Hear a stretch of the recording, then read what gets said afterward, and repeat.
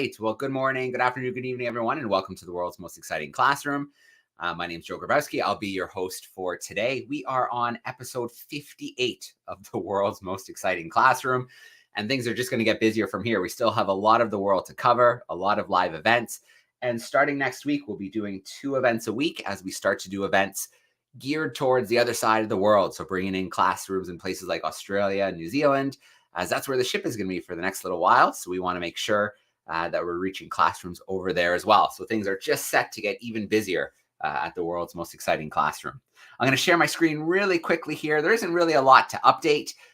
If you were with us last week, you know the Oosterschelde is in New Zealand on the North Island. So I can zoom in a little bit here. Let's do that. And you're not going to see a lot of excitement in the next little while. You might see the ship make its way to Auckland at some stage, but basically it's been a long summer, several months crossing the massive Pacific Ocean. If I back out, you can see what I'm talking about. Not a lot of places to stop and resupply and really get the ship looked at and ready for the next part of the journey. So it's been a massive time here crossing the Pacific. Now, for the next several weeks, we will be here on the North Island of New Zealand. In a few weeks, a group of Darwin leaders will come and join us, which will be really exciting. They'll have a lot of cool projects they're working on, and we'll get to meet a lot of them over the next few weeks, hopefully. And the ship is going to be ready to make the next part of the journey, which is across this little stretch of ocean to Sydney in Australia. And we have lots of fun stuff planned for that as well. And if we look here, there's always little video clips. We can take a little look at arrival in New Zealand so you can see a little bit of the land. There we go. Let's look at North Island. I believe they're coming into the bay there. So things are pretty quiet on the ship as it's undergoing some maintenance. But things are not going to be quiet here. We have to get going because we have a lot to fit in to the next hour or so. So I'm going to come back from that screen share. Let's do that. There we go. And we're going to get right into it. So the last few weeks, we've been having a lot of fun connecting with Darwin leaders, really Darwin leaders who have joined us all across the globe. They've got to work on some amazing conservation projects. They're all incredible young conservation leaders with really bright futures in conservation ahead of them. So that's why it's so amazing to be able to bring them out to see the ship, to get out into the field, to gain some new hands-on experience. And hopefully it's going to be new skills that are going to help them in their future careers. So I have Joseph Roy with me backstage. I had the pleasure of spending some time with Joe on his project in Rio de Janeiro in Brazil. So he was working in Tijuca National Park. I got to spend some time with him. We did a short live event from up there as well. Joe is in the UK in Wales right now. So I'm going to bring in Joe with us. Here we go. Hey, Joe, how you doing? Hello. All good. How are you doing? Oh, good, Joe. Joe, it's so good to see you. I know you're out in the field. You're a busy guy. So the connectivity might play up on us, but we're going to do what we can. We're going to have a good connection today. All right. Well, Joe, I think the best place to start is maybe... Oh, there he is. Okay. Joe, I think the best place to start, can you tell us a little bit about the project you worked on in Rio? Yeah, sorry about that. I don't, yeah, it's the connectivity issue. So I do ask about project I worked on. So, well, as part of the Darwin project, I was in the Tijuca National Park, I was doing work with monkeys there, and I was working with this team Refauna. Well, it's here. So it's amazing. So what they do in Brazil is basically in the Rio, in the middle of the big city, they have this area where they are trying to reintroduce the animals that have been lost during the city has been going. So I was able to actually go and see that how they are doing it, and at the moment when I was there, we have this final stages of the reintroduction process of howler monkeys. Well, the howlers actually have a very specific interest because when Darwin was there, one of those howlers were actually shot by Darwin and his team to be examined. The fauna is actually reintroducing howlers to this forest in the city, and the introduction definitely Tijuca and this area is amazing. And he's literally saying us the forest there were so thick. When you walk in the forest, you wouldn't even see the sun for like a day. So it's such an amazing forest, and I go to experience the forest, I go to experience amazing people, and that was such an amazing time I had in Brazil. And I also created a short video, like a documentary, to you guys later in this, in this great, world's exciting classroom. It's about my Brazil. All right, perfect, Joe. We are going to play that video in a little bit. I might switch us to WhatsApp just because we're losing a little bit of the Right. voice. Yeah. But just to kind of summarize, you came through pretty clearly. Tijuca National Park is a pretty amazing spot. It's like this island of wilderness in the middle of the city of like 11, 12 million people. But it was emptied of its wildlife, wasn't it? And so Refauna is doing that incredible work to reintroduce important species like the howler monkey, like the tortoises that we saw while we were there, back into the park. Yes. So they are actually at the moment. So the one was with a rodent species. Well, why I don't remember that name. The agouti, I think. Agoutis. They started with agoutis, and then they reintroduced agoutis, and so this is it's called the Brazilian tree, and the pods are really thick that the plants won't germinate. So the agoutis were actually needed there. This working in Tijuca. So basically, I was hearing from them like, so there were agoutis in the city, in the actual central park, but there are no agoutis inside this national park, which is just 50 kilometers, but they can't cross the city. They basically for agoutis, they were like taking agoutis and putting them back in the forest. So they were succeeded in that. And then the other project was again these tortoises, and then other stuff is going along. The next one is the monkeys, and then the macaws are coming. So it's like they are going forward with this and reintroducing one species at a time. Yes, exactly. So they are making this forest back to its kind of harmony. What we're trying to do. People, their passion as well, like extremely passionate. And I still actually am in touch with these people there. So I find quite like some amazing experience I had through Darwin 200 program. I mean, extremely, thankful to be part of the whole experience. All right. Well, Joe, I'm going to play your video now. And then after the video, I might call you on WhatsApp just so we can finish strong with a little better voice connection.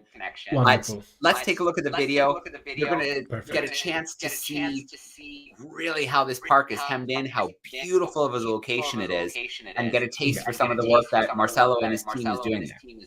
Exactly. Wonderful. See. All right. Here we go. There it is. Here we go.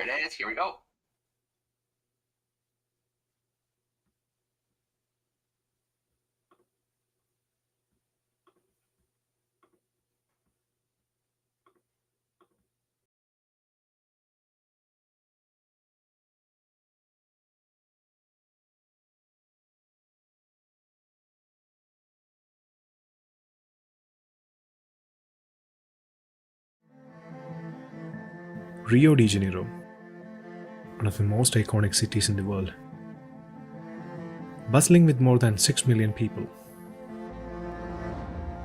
But in the middle of it, there's a natural wonder which makes it like no other. I'm Joseph Roy, the Darwin Leader from India. As part of the DARWIN200 project, I'm visiting the Rio de Janeiro. And here in the city of Rio, what I'm seeing is not the city, but beautiful forests of the Tijuca National Park.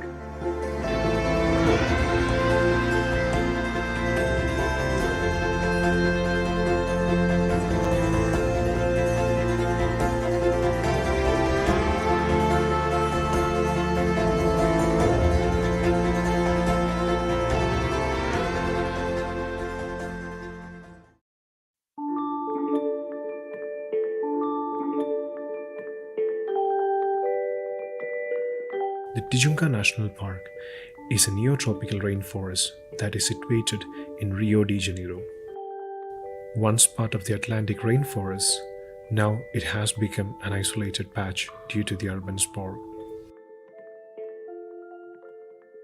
Tijuca National Park is the smallest national park of the whole country, but in contrast is the most visited one, mainly due to the Christ, the statue, but not only. And it has around 4,000 hectares. It's situated in Rio de Janeiro city and represents a real important Atlantic forest remnant for the city. This one island of forest in the middle of Rio is connected to more than 2 million people of the city. Cities create an increased heat zone around them, which we call an urban heat island. These islands of heat not only affects the lives of humans, but also changes the whole climatic structure of the area, leading to extreme climatic events. During the 18th century, Rio was faced with an extreme water shortage, and the advisor of the empire decided to go for a permanent solution rather than solving it there and then. That solution was the Tijuca National Park. This part of Rio de Janeiro city, from 17th to 18th century, used to be coffee plantations. So what we see as forest, most of it were coffee farms. So they deforested everything. This causes, of course, massive extinctions of fauna and flora. But not only this, this also changed the water dynamics in the whole city, and this affected the water supply in the city that was below the mountain. From creating rules to prevent buildings above an elevation of 100 meters and replanting more than 300 hectares of land, they created the Tijuca National Park, which has more than 4,000 hectares of lush green forest now. So over the past few years, we've come to the point in the world where over half the world's population live in urban environments. So never has it been more important for us to bring nature to people, which is the fantastic thing about having this park on the doorstep of Rio for all the people from Rio to be able to come and visit it.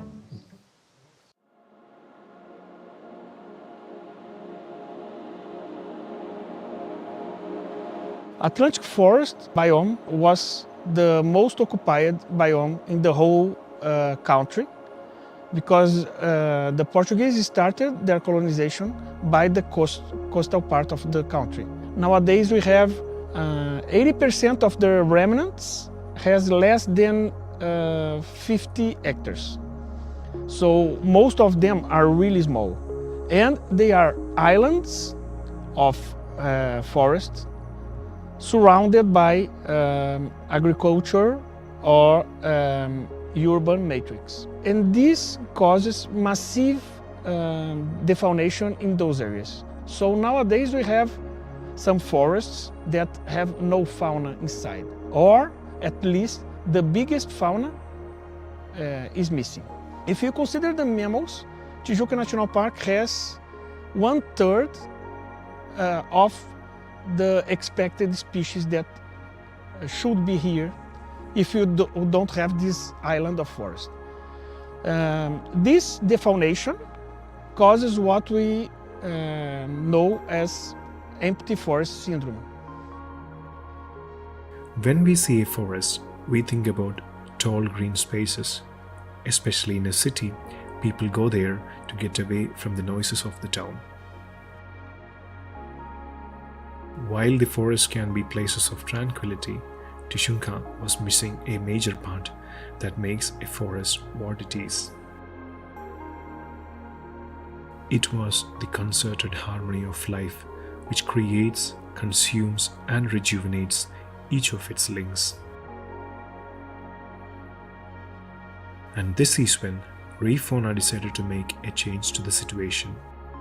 they decided to recreate the links that were missing in the forest to make it from an empty one to a fully fledged celebration of life. Brazilian tapir, blue and yellow macaw, Red humped agouti, yellow-footed tortoise, brown howler monkey. In the next episode, we will see how this mission is evolving and making the Tijuca National Park a thriving urban forest ecosystem.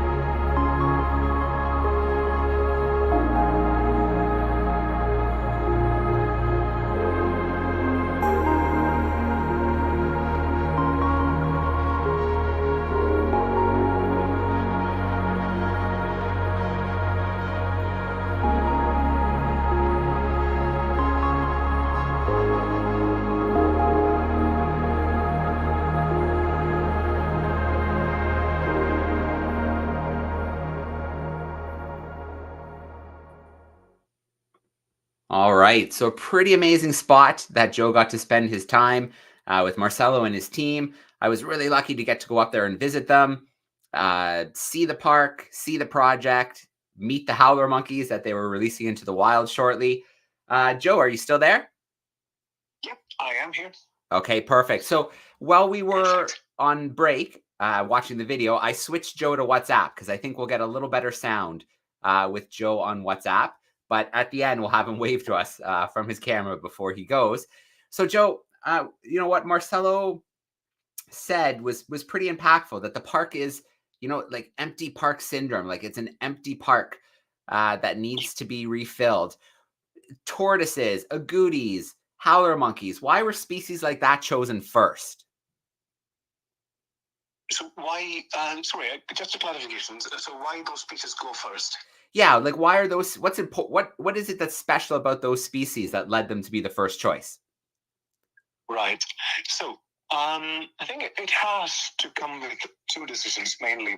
So the first thing is definitely to rebalance the ecosystem. That's the definite thing we have to do. And also, I think there's one more thing we need to consider is the management side of things. Also, having a keystone species like a howler, like howler monkeys, definitely is going to help with the overall aspect and overall development of the national park. And having a species like howler definitely helps to have more attention towards the area, and also this will in turn impact having more stuff to be done in the national park and more reintroductions down the road. So I think it's kind of the combination of both, like balancing the ecosystem as well as the managing aspect. So I think it's the combination of both works in a really good way there to actually have the species. So it's always like that, I guess, like having a keystone as well as having all the other links back. So works really nicely together. Yeah. Yeah. And I remember Marcelo talking about, you know, the tortoise, the agouti, even the howler monkeys as ecosystem engineers. You know, they change the environment by spreading seeds around and how they move in the environment. Yes. Yeah. Yeah, definitely. So it's the all these species. I mean, all they are like extremely important. Like agoutis, like we were saying. So the Brazilian trees won't actually germinate if there is no agoutis, and also, so it's always like the when there is no other species that is there to sustain the forest. So basically, it will kind of die down in the long run. So definitely all these species are needed to make the ecosystem thrive in a longer run, and to spread the forest and to spread all these diversity around, and also to enhance the other species as well in the forest. So basically, I think it's really important that they are doing this, and they are basically trying to reconnect the links that have been lost because of our actions. And I think that's the key thing as well. So trying to reconnect what is lost, and it's lost because of us. And I think we are the only people who can actually do that, because nobody else is going to do that for us. So I think what they're doing is extremely amazing, and I'm really inspired by them and their passion, to be honest. Yeah. So Joe, working in the field, what was the most challenging thing about being out with the team, collecting the video footage? What did you find challenging? I think in case of howler monkeys, which was what mainly I was involved in when I was there, I think I was actually talking not just about the field work. I mean, the field work definitely has its own trouble, and like the hardships of walking around and following these monkeys and putting up these cameras there. One thing I've experienced personally is whenever you're following a monkey species, it's so easy for them to get to a lower elevation to a higher elevation. Let's say like a 300-meter climb is like 5 or 6 trees for them. But for us, that's still a 300-meter climb. So we have to do that. So I think in a fieldwork aspect of things, that's a real difficulty. But I think in a kind of howler reintroduction side of things, there are several other concerns. So these animals have never been to wild before. So making them getting used to wild and making them adapt to the wild food, or like how not to go to humans, because they are, they are kind of rescued by humans or like reared by humans, so they are more used to humans, so they have this higher tendency to go near humans and do that kind of behavior, so like begging kind of behavior for food and stuff. So we have to kind of control all that. So making them acclimatize is a big thing in this kind of stuff. And another thing was the yellow fever. So this introduction, which happened when I was there, was actually, when the near introduction. So when that was actually supposed to be happening in like 3-4 years ago, and it didn't happen because of the yellow fever outbreak. So diseases is a big problem for howler monkeys, especially like having humans around as well. So we were all screened for yellow fever, as well as other different diseases, and we were always wearing masks and things. So, it's always a hard thing to do. I mean, when you think about it from outside, it's kind of easy, right? Let's just open the cage and there they go. But then we have to also make sure a lot of things before they getting them out, and then actually after they are getting them out, you have to maybe feed them for some time for them to get used to the place, and then make them able to survive there. So it's a long process, and sometimes we don't often see that. But I was able to actually see that, and hopefully I will be able to do that sometimes by myself on a bigger project, as in a different country, or maybe in Brazil, but this is something I'm actually really interested in doing as well. All right. Yeah, thanks. Well, Joe, thank you so much for being with us today. I know you're out in the field. You're in Wales right now, and the connectivity was a little bit patchy, but we did it. We pulled it off. We got to see your video. We got to spend a little time with you. You're bringing back good memories of Brazil and Rio, Joe. I had a really good time with you and Marcelo. It was great to see, real conservation in action, and to see them filling a quiet forest. So hopefully the howler monkeys will be calling again soon. Yeah, that's what I am looking for as well, like to go back to Rio and just to hear the howlers, in the wild, in their territory. So that's something I look forward to as well. All right. Well, Joe, enjoy your time in the field, and maybe we'll connect again before the end of the voyage. Yeah, wonderful. Yeah, great, Joe, and nice to talk to you. And should I turn on my video and say hi, or? I mean, if you want to turn on your video quick and give a wave, absolutely. We'd love to see you. We know that part was working. Oh, he's switching it. Oh, I see what you're doing. Okay, let's do that. There we go. There's Joe. All right. Sorry, Abby. Yeah. No, sorry about the connectivity, but nice to talk to you, and hope you guys enjoy the rest of the session as well. All right. Thanks, Joe. Enjoy your time out there. So, see you. All right. See ya. All right. There we go. So 2 Joes. Joe here in Canada and Joe in Wales. He had an amazing time in Rio. I was so happy to be able to visit as well. Let's play some Kahoot. While we were watching Joe's video, I pulled a Kahoot quiz together quickly behind the scenes. So let's get into that Kahoot action. I'm going to share my screen one more time here. I've got a pin number for you. So let's get that up here and ready. There it is. If you are joining us today, go to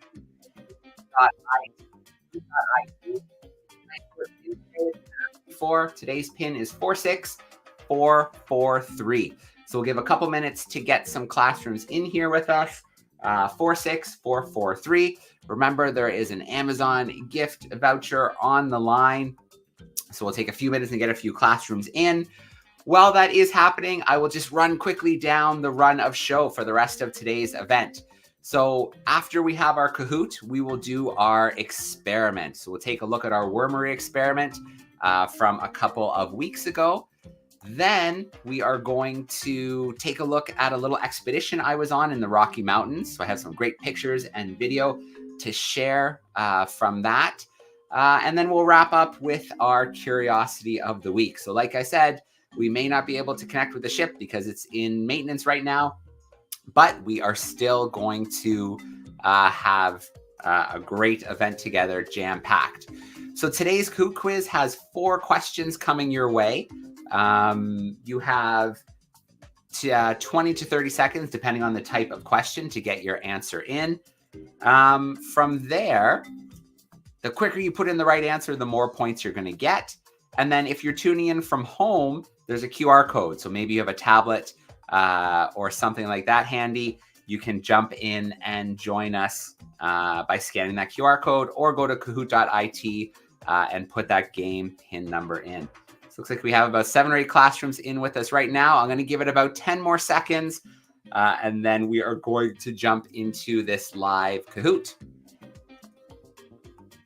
It's going to count us in about 3 seconds. It's all questions that if you were hanging out with Joe's presentation, you'll be ready to go. So here we go. All right. So our first question, we're thinking about the location of where Joe was. So what country was Joe a Darwin leader in? Was that in Australia? Was that in Peru, Brazil, or Ecuador? So where was Joe a Darwin leader? Was that Brazil, Peru, Ecuador? All places that we visited, so it could be a little bit tricky. Australia. Australia is kind of the trick. We're not quite at Australia yet, but yes, that's absolutely right. Joe was in Brazil as a Darwin leader. Rio de Janeiro, about 11 to 12 million people in that city. It is a busy, vibrant, bustling city. So let's go to our next question. We got the prairie possum in first place, and we are going to go to a true or false question.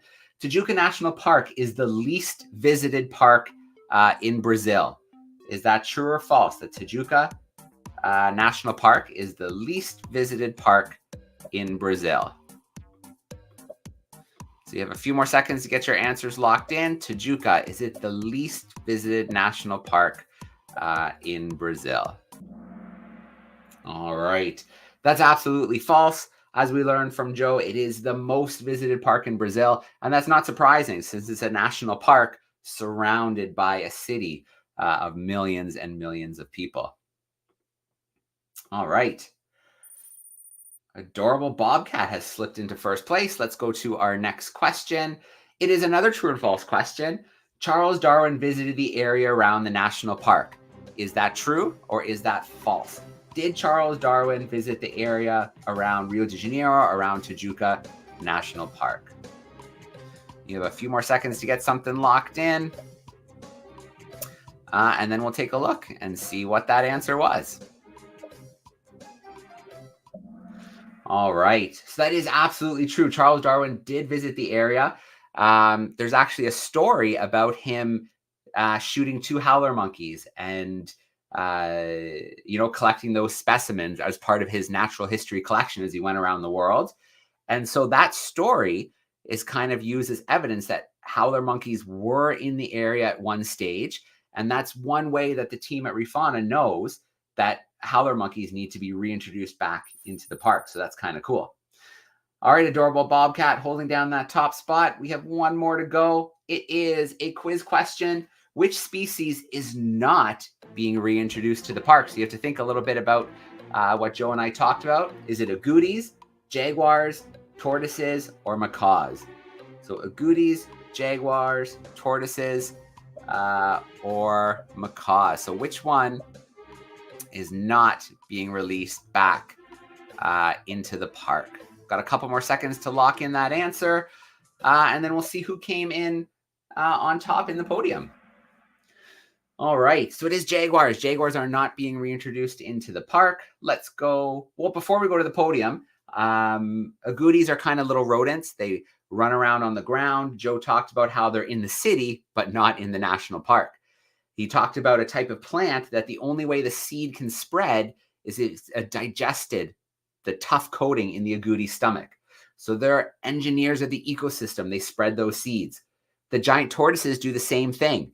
They change the landscape as they move through the forest, and they also leave seeds. And macaws, again, do something similar. They eat different seeds, different fruit species, and they spread those seeds all throughout the forest. So that's why species like agoutis, tortoises, macaws were their first choices. They're really important keystone species to have back into the park, a healthy park. In third place, we have the smooth seal. In second place, we've got the agile gecko. And holding down that top spot, we have the adorable bobcat. So I'm going to come back from that screen share. If you are the classroom containing the adorable bobcat, I need you to send me a message today to classroom@darwin200.com. I'll put that up on the screen really quickly. Classroom@darwin200.com. Send me an email and we will make sure we get that Amazon gift card heading your way. So classroom@darwin200.com. So we're going to do things in a little bit of a different order today. We have to look at our experiment from 2 weeks ago, which was creating your own wormery. We met Stu in the Darwin studio. He was building his own wormery. So let's see how he fared creating his own wormery. So this should be pretty cool. Let's take a look at that together.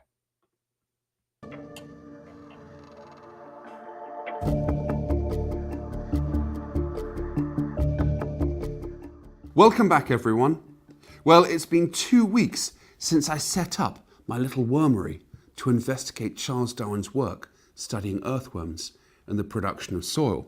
And as you can see, it's changed quite a lot. If you remember, I put lots of leaves at the top, and these have all been pulled down into a network of tunnels that the earthworms have been produced. If you look really carefully by rotating the wormery, you'll see there are literally hundreds of tunnels all the way through this soil. The earthworms have made this lattice, this network of different tunnels through which they've pulled down the leaf litter. They seem to have pulled down the grass the most. There's grass all the way down to the bottom of the wormery. And they are starting to pull down some of the larger leaves. I guess maybe they're a little bit too big to handle. I've definitely noticed that the worms seem to be most active at night. During the day, they seem to congregate right down at the bottom, where I guess it's completely sheltered from any bright conditions. But in the morning, before the light gets really strong, they can often be seen around the edges of the pot in all this different network of tunnels. Presumably the tunnels go right the way through the wormery. So it's amazing to think how many holes and how much air the worms have created within the soil. What impact do you think the actions of the earthworms have upon the soil? In particular, what about all those passages, those holes, that network, and all the air that they get into the soil? And of course, the vegetable leaf litter that they pull underground. What does that do to the soil or the nutrients that are held within the soil? Well, luckily, Charles Darwin's book holds the answer. In the last few years of Darwin's life, he studied earthworms meticulously. In the grand scheme of things, this might not seem like a big scientific question, especially after the publication of so many important theories that changed the world over the course of his life. But actually, many people say this was one of his most important discoveries of all. Darwin realized that the action of the humble earthworm underpins so much life on the surface of our world, including pretty much all of the crops that we eat. This is because the nutrients that the earthworms cycle into the soil through their action of pulling leaf litter down underground is absolutely essential as part of the nutrient cycle. This causes the soil to be much more fertile than it naturally would be. And the fact that they produce so many of these little tunnels and chambers underground aerates the soil, prevents it from stagnating, and it also ensures that there's enough air underground to enable the roots of plants to grow healthily and have gas exchange, which is absolutely essential to the function of the roots of many plants. Without the humble earthworm, the soils of the world would be nowhere near as nutrient rich and fertile as they are today. And without that fertility, our crops wouldn't produce anywhere near as much food as they do today, so we wouldn't have as much to eat. It's really humbling to think of the significance of the little earthworms acting silently and invisibly all around us in the soil underneath our feet, and the impact that has on the lives of billions of people right the way around the world, let alone the rest of the animals of the planet and the entire ecosystem. It's also really humbling to think that this is how Charles Darwin, this great man of science, spent the last few years of his life studying such a fascinating subject as the activity of the earthworm and its impact on the soils of the world. You can keep your wormery going for as long as you wish. Just make sure that the soil doesn't dry out and keep adding a fresh supply of leaf litter to the top so your earthworms don't get hungry and stay happy and healthy. When you're done, you can open the top of your wormery and release your worms back out into the wild so they can spend the rest of their days producing soil for the benefit of the wider ecosystem. I really hope you enjoyed setting up your wormery and studying earthworms and their impact on soil. I'd love to see any photos or videos of your experiment. Do send in any to classroom@darwin200.com. Thanks for taking part in this experiment, and see you again next time. All right, so the humble earthworm slowly changing the planet, making soil more fertile. And it really seems like Darwin wrote a book about pretty much everything from carnivorous plants to the earthworm, to barnacles, to emotions in animals. He definitely had a curious mind and was always looking at the world around him and trying to understand it better and to help other people understand it as well. So we're going to have a brand new experiment. In about 10 minutes, we'll get to the brand new experiment. But before that, I would like to share a few pictures and videos from an expedition I was on just over a week ago. So I'm an explorer with the National Geographic Society, and I met up with 3 of my fellow National Geographic Explorer friends in Alberta here in Canada, and we headed out into the Rocky Mountains. So I want to talk about what we were doing in the mountains. So I have a few pictures, a few videos that will kind of tell that story. So I'm going to share some photos here, and then I'm going to mix in some video clips with that as well.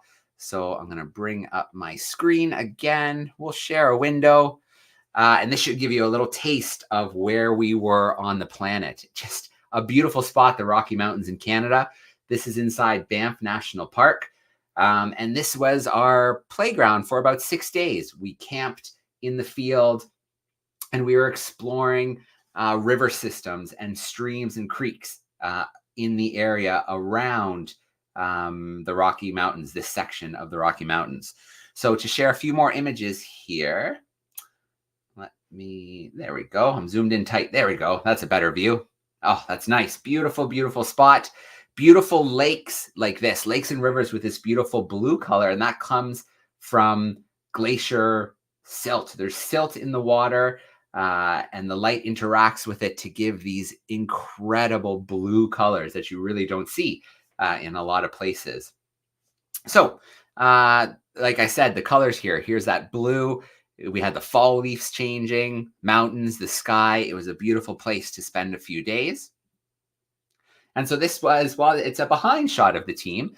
This is my friend Ross. He is a map maker. So he was out there helping us map these creeks that we were looking for. This is Dalal. She's a freshwater ecologist. So she's studying freshwater for the insects found within, how water's impacted by us. And then this is Jason. Jason is a cameraman, a documentary filmmaker. So he was doing a lot of filming and collecting of media behind the scenes. So it was great to be in the field with them for a few days. This was our vehicle. This truck was very important. We were on old logging roads. We were off-road sometimes. We made a mess of this rental truck. I feel sorry for whoever had to clean up this truck after we had finished using it in the field. And then this is what we were doing. We were looking at streams and rivers in the ecosystem. So we were looking at the legacy of timber harvesting. So in these mountain ranges, there are trees and there is timber harvesting happening. So we were looking at different sites, different creeks where timber harvesting is happening, and we were testing the water quality. So we were looking at different sites that could be used for this project, which is going to stretch out over the course of a year, where these streams and creeks will be tested all across Canada. And so we were kind of proving the concept that we could find these streams and then be able to test them and work with them. So this is actually a little stream that's been altered by another ecosystem engineer, the beaver. So you can see a little bit of the stream here, but you can see the beaver has built this big dam here in the middle of the stream. And in behind, there's this beaver pond. So it's totally changed the ecosystem by building this dam. This big pond forms in behind. It's kind of like a refrigerator and food storage area for the beaver. It can move through the forest. But this actually benefits a lot of other organisms in the forest as well, who take advantage of this area of water, this ecosystem to live in. Here's another one of those beautiful mountain creeks that we were looking for. We'd look for them via satellite. Then we'd drive out and find them. Sometimes they were really big. Sometimes they were so narrow you could stand over top of them. And so I want to share a couple little video clips here. So there's a really important river called the North Saskatchewan River. I'm going to share you a little video so you can see what this river looks like. It is glacier fed, so it's got that beautiful blue color. So I'm flying my drone here over the North Saskatchewan River. And all of the little creeks and streams we were looking for are tributaries of this river. So eventually they flow into this North Saskatchewan River. So one of the creeks we looked at was a pristine creek where no logging was happening. So that's our control creek. We know what a healthy creek looks like. Then when we look at creeks that have been harvested for timber 10 years ago, 5 years ago, a year ago, we can make comparisons and see how the water quality is different from a pristine creek. So to give you an example, I have one of those creeks here. So this is the North Saskatchewan River. You can see it's a beautiful river, and all of these creeks that we visited flow in to the North Saskatchewan River. So the next one I'm going to share with you is another little video, and this is a creek that we visited here that eventually flows into there. So this is a nice pristine creek here. This is actually the control creek that we used. So there was no timber harvesting above where we were. So that's why it was an important creek. So you can see I'm flying my drone down this creek. You can see it meeting up with another arm, another little tributary here. And then you can see a few members of the team here standing on the rocks and then flying under this bridge here.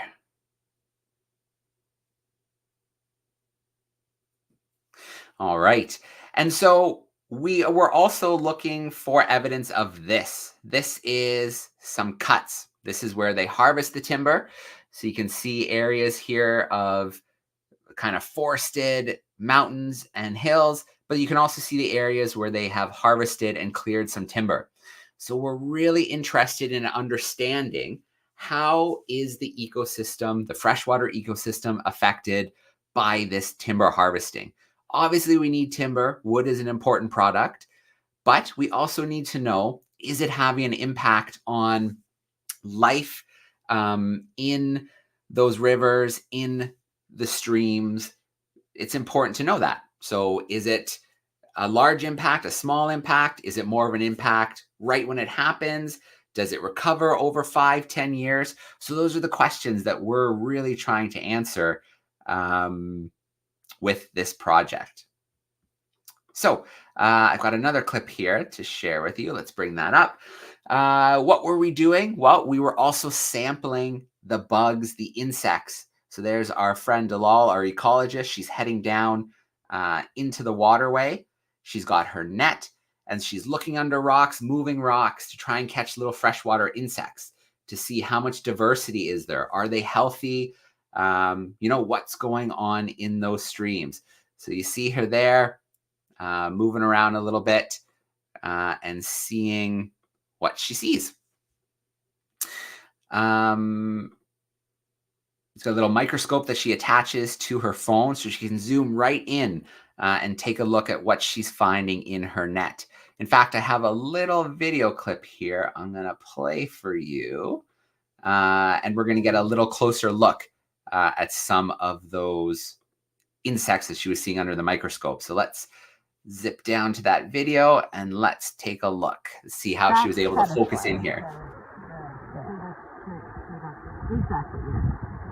All right, there we go.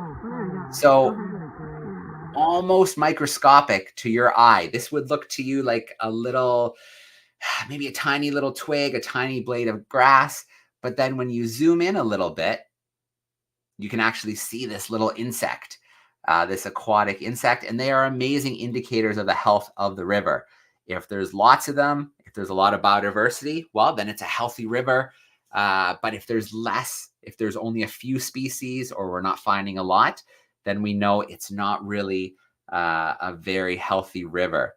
So I'm going to quickly download. I've got one more little one that I want to show you here. And then we'll continue on with a few more images to wrap up this little trip. So let me share another video. And this one's just a really short one, but it's a really nice close-up of our friends here. Oh, let's see, that didn't open. Let's try that one more time. WhatsApp. Here, this should be it. There we go. So there's another little close-up of a couple more of them there on the rock. Okay, what else did we do? Well, we visited some glaciers. We visited the Columbia ice field, and we got a look at how things are changing. So let me show you a couple little pictures here. I have to share a different part of my screen for this one. Let's see if we can get that back up. All right, there we go. So there's those mountain streams. And here is the Columbia ice field. So in the distance, you can see the glacier, you can see the meltwater. But what we saw up close and personal is how we're losing these glaciers to climate change. This marker is from 2006. This is where the glacier reached in 2006. If you go backwards another 10, 20, 40, 50 years, you can see that the glacier at one stage covered the parking lot and almost reached the road. So you can really see how this glacier is retreating and how that's going to be an issue for these rivers in the future because they are the source of a lot of these rivers. This fresh water, the source is these glaciers. As they continue to retreat, that source of fresh water is going to disappear, and those streams, those rivers, those tributaries are going to start to disappear. We saw some wildlife. So there wasn't a lot of wildlife. A lot of the birds had migrated already because it is fall. A lot of the bigger animals have moved down into the valleys because it's going to be a little bit warmer there. They'll be able to find food easier. But we did see things like this chickadee. We saw some duck species like this merganser.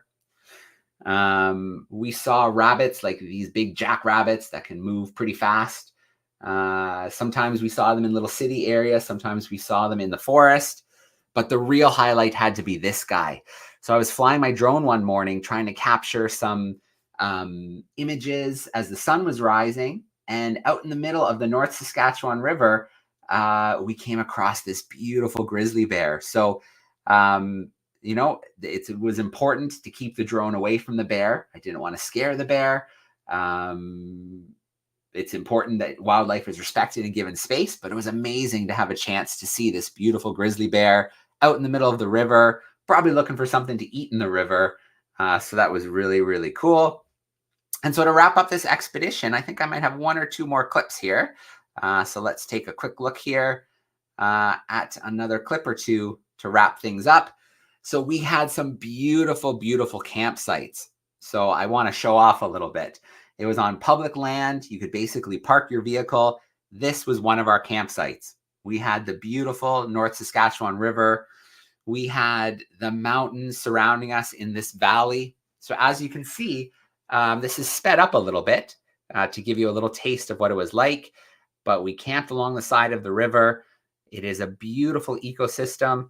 If you look a little higher up in the mountains, you can see some evidence of forest fires in the past. You can see that a little bit of the mountains up in the kind of higher area had burnt off a little bit, but it is a beautiful ecosystem and really great to be able to spend some time in it. This freshwater project is going to be really important. It's going to give us an idea of how our harvesting of timber impacts fresh waters. Maybe we're going to find that it doesn't have a really big impact. Maybe we're going to find that it does, but the forest recovers quickly. Or maybe we're going to find there's a lot of things that we need to do to help recover these areas after the timber is harvested. So it's important that scientists get out into the field and they're able to collect this data, work as a team, and find answers to some of these questions. So that was some clips, some little tidbits from our time on expedition in the Rocky Mountains, really proving that we could get out to some of these streams, we could test the water, look for the aquatic insects and the biodiversity. And now this project will be carried on in areas all across Canada. So we're really excited to see how it comes together over the next year. The project will continue. So we have a brand new experiment for today, and that is what I would like to share with you now before we wrap up with our curiosity. So here we go, back to the Darwin studio in the UK, and let's take a look at this week's experiment.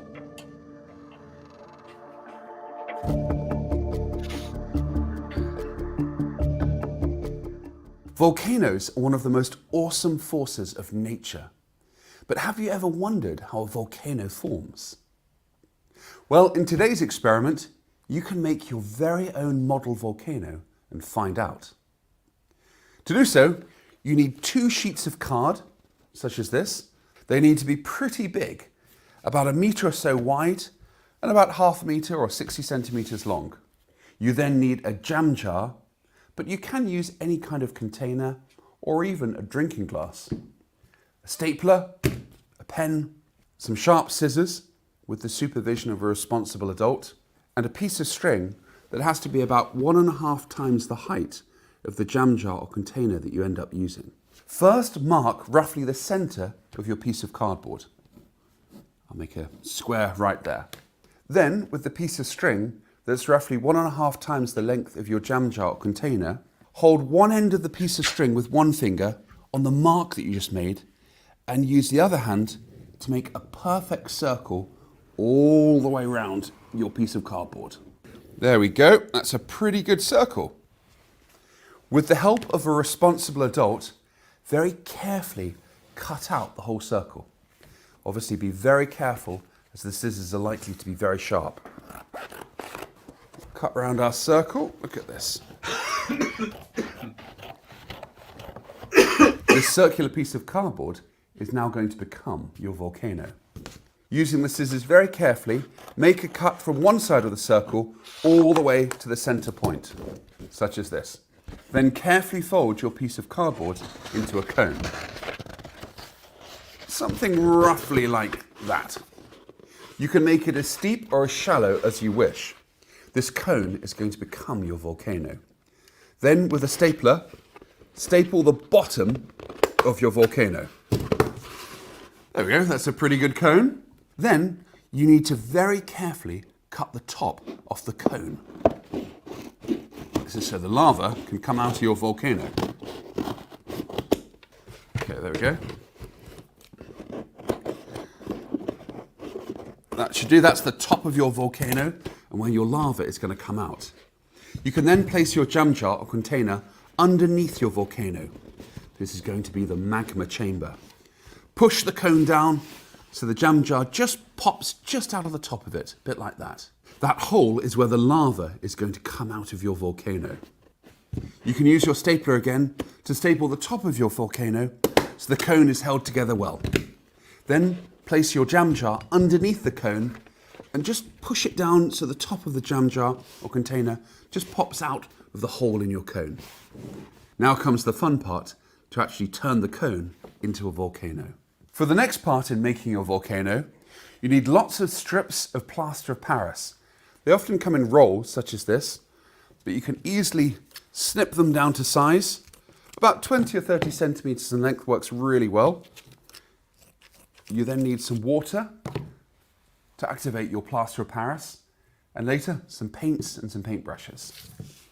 Starting at the top of your volcano, just start coating it with sheets of plaster of Paris and working down from the top. The idea is to totally cover the cone in plaster of Paris and a bit of the surrounding sheet so it stays nice and steady. Let's give that a go here. The warmer you have the water, the faster your plaster of Paris will set. There we go. Try and make it nice and even. And just slowly with the sheets, build up the layer of your volcano. This will hold your cone in place so it doesn't move around when your volcano is erupting. There we go. The more you put on, the more even it gets. Last couple here, and I think our volcano should be pretty much ready. Make sure you get it right up to the top of the cone, right up to the jam jar peeking out. My last strip, I think I'm going to put right here at the back. There we go, that's a pretty even volcano. You then need to leave your volcano to dry. The plaster of Paris will take 1 or 2 or 3 days to dry out fully. Once it is completely dry, you're then ready to paint your volcano. Acrylic paint works best and it dries really quickly within a few hours. I've got some greens and some browns, so once my volcano is dry, I'm going to paint it just like the real thing. Here's my painted volcano, and you can decorate your volcano as much as you want. I've got some little plastic trees and some balls of plasticine, and I put these actually on my volcano and stick them on here. You could build a little town if you want to, or put on your favorite toys. You could make it as elaborate as you wish. I think these trees look pretty good, just like a real volcano. There we go, we'll put one up there. Well, I think my volcano is now ready. Real volcanoes work with a magma chamber underground. That's where the liquid rock is forced up through the vents to erupt out of the volcano. Once the magma emerges, it's known as lava. We're going to create our lava using vinegar and sodium bicarbonate, or baking soda. Of course, real lava is extremely hot liquid rock. The lava is so hot that it glows red, orange, or yellow. In your experiment, you can make lava any color that you wish. You could make it even blue if you'd like to. But I'm going to stick with red to be as accurate as I can, just like red hot real lava. I'm going to add some food coloring to my vinegar. Let's get in a good dollop and give it a mix. And hopefully that should turn my vinegar bright red. That's some nice red hot lava. I've got about 100 milliliters of vinegar ready to go, and a similar amount in baking soda that I'm going to pour into the volcano, right into the depths of the magma chamber. Put that over there.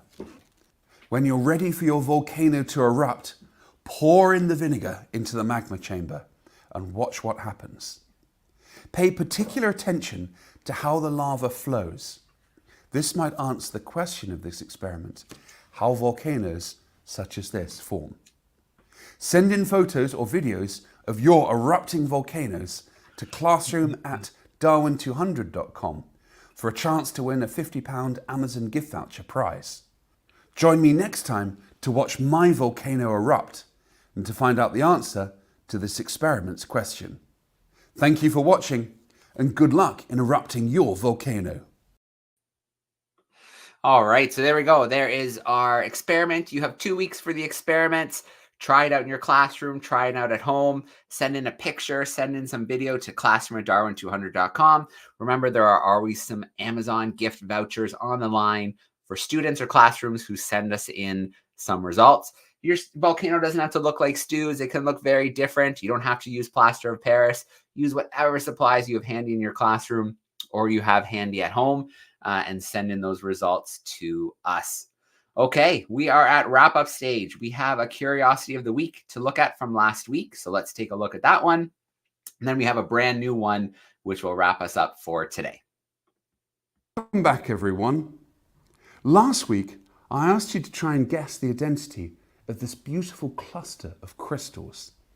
If you remember, under the light of an ultraviolet torch, they fluoresce. Let's turn out the lights and see it once again. Look at that amazing colour. Well, the clue is really in the name. This mineral fluoresces, and it's known as fluorite, precisely because it fluoresces. This specimen is actually from Weardale here in the UK, but there are many different types of rocks and minerals from right the way around the world that fluoresce in different colours. Many other rocks around the world also glow. This one down here is called sodalite. If you look carefully under ultraviolet light, this one shines this incredible bright orange colour. Under regular white light, that beautiful orange coloration isn't visible. Only under ultraviolet light is this secret orange fluorescence visible. All right, so fluorite was our mineral from last week, our curiosity of the week. Of course, we have a brand new one for you, and you'll have 1 week to send in your answers for that one. So let's take a look at our brand new curiosity for this week. Back, everyone. This week's curiosity is this fossilized tooth. Your task this week has 3 parts to it. Firstly, can you research what animal this giant tooth belonged to? Secondly, can you work out when this animal was alive?